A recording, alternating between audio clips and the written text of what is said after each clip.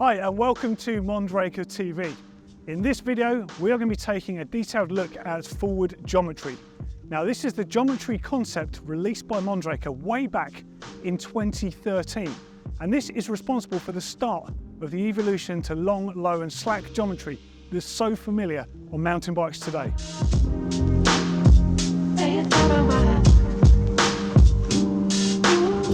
Take a look at any modern Mondraker bike and you'll see a logo on the top tube that says forward geometry. Now this refers to the fact that the wheelbase of the bike is long, the front centre is long and the stem is very short. How we got here though, I have to kind of go back to the beginning a bit.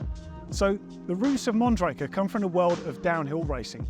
And in downhill racing, it's there that you get the most extreme developments in terms of bike geometry, bike design, suspension performance, all in the hunt for making the bike that handles the best on the most extreme terrain. So when Mondraker released forward geometry in 2013 with extended wheelbases and extremely short stems, it was seen as wildly non-conformist. But the fact is, these two combinations made a massive difference in terms of bike handling. Now, although modern day bikes don't look quite as extreme as those early models with the stem on the top, you can see forward geometry on every Mondraker bike today. So when choosing a mountain bike, you'll be presented with geometry measurements of the frame, and they can feel a bit overwhelming if you're not used to what they are. So we're going to run you through all of the geometry on a typical bike so you can understand just how relevant forward geometry is. Now typically today you'll buy a bike by small, medium, large, extra large, and really it refers to how long the bike is.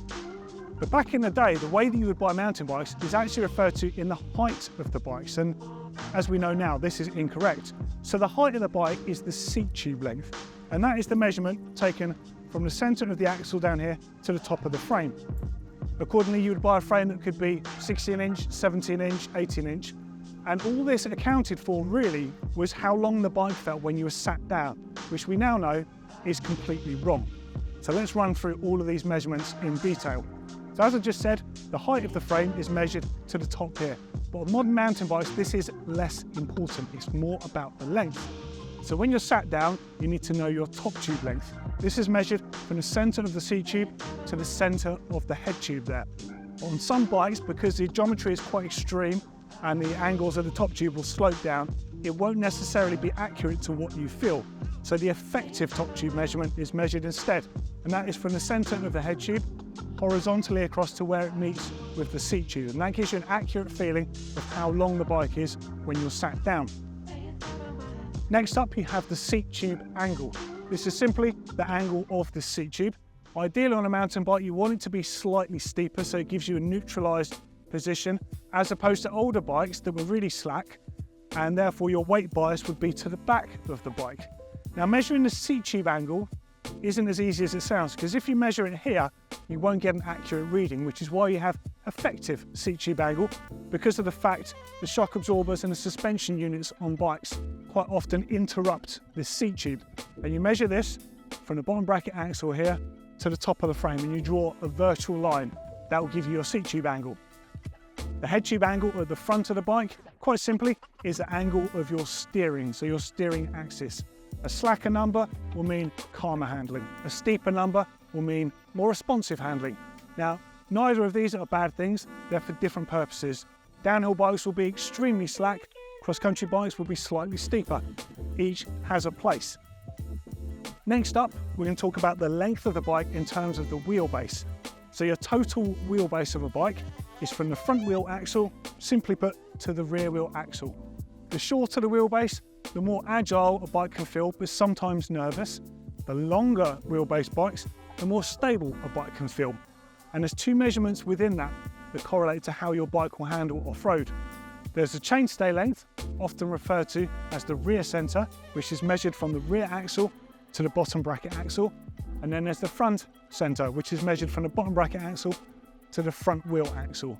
And then they can be independently different depending on how the manufacturer decides to change the geometry on that particular bike. Okay, so that's the basic geometry, but the most important bit on modern day mountain bikes is the reach. And the reason this is important is this is how long the bike feels when you're stood up.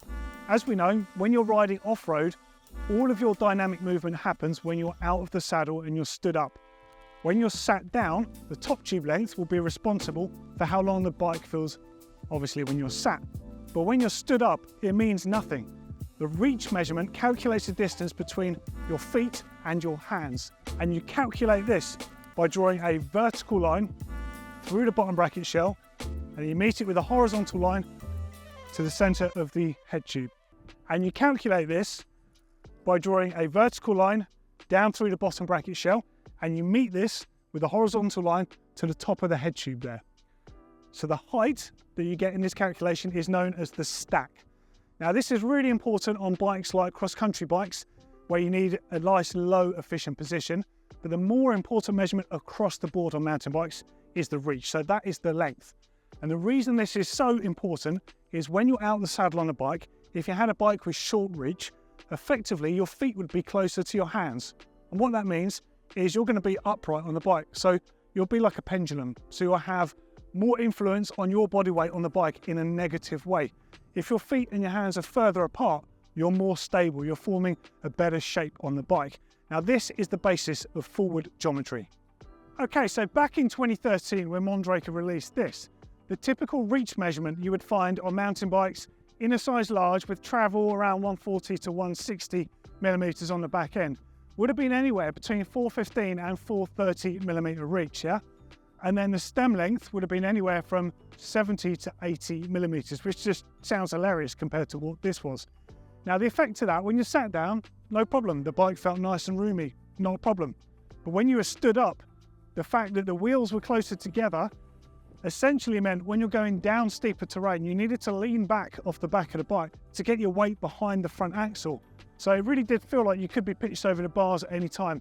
And being in that position is just not defensive, so you can't really ride that aggressively. And the same could be said for climbing. To stop the front wheel lifting off the ground because of the short wheelbase and that sort of effect, you had to really hunker down on the front end. Not good at all. So what Mondraker's designers did was reduce the 70mm stem to 10mm and then add on the 60mm to the front center of the bike.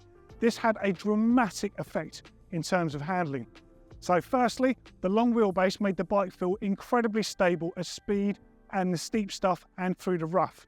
The next thing it did was just feel unbelievably confidence inspiring on steep terrain when you're descending, because your front wheel axle was so far out in front of you. The stability that you gained was offset though by the tiny little stem, which gave you lightning fast steering, so the bike just felt agile and responsive. But the long wheelbase also benefited you in terms of putting your weight more central on the bike.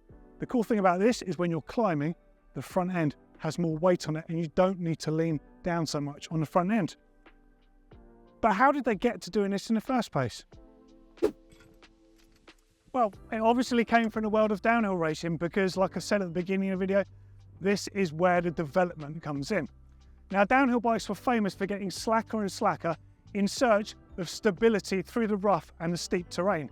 The trouble was, most downhill bikes still had fairly long stems and they were actually fairly short despite having long wheelbases. And what this meant was the riders were compromised and moving around so much. And this is when the light bulb went off about extending the front centre of the bikes and leaving the back essentially as it was.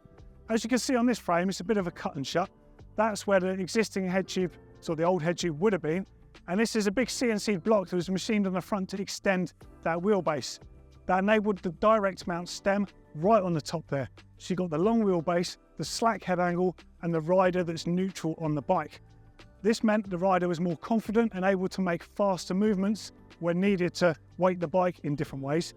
And essentially, this just progressed further and further, to the point actually that it was decided, like, why should this only be on downhill bikes? We need this on trail bikes and all mountain bikes as well. So around 2013, Mondraker released the Foxy and the Dune XR, which had those tiny little 10 and 20mm stems. And they were so extreme with the position of them that to start with, people looked at the bikes and thought, wow, these bikes are really extreme. They're clearly very aggressive. But in the background, Mondraker designers yet again were thinking further down the line. And they thought, we need to have this geometry on all of our bikes because the advantages are so clear. The trouble was, with that aggressive stem on the top, it wouldn't cater for all riding disciplines. So a rework of the design settled with a 30mm stem, which is the shortest you can possibly get with the stem in the natural position, being able to adjust it up and down. And then you still have the benefit of the extended reach, that long wheelbase. And I think it's fascinating that Mondraker as a company did this way back in 2013, and many other brands have incrementally been getting to this point over the years. Now, forward geometry really is one of the most important things about Mondraker bikes, and I love the fact that we committed to this so long ago. As I said, you can see it on all bikes today. Now, hopefully this video has helped you understand what forward geometry is and how it plays a part in overall bike design. If you've got any questions about it, please get involved in the comments underneath. Don't forget to hit the subscribe button, hit the little bell for notifications, and we'll see you in another video soon. Thanks for watching.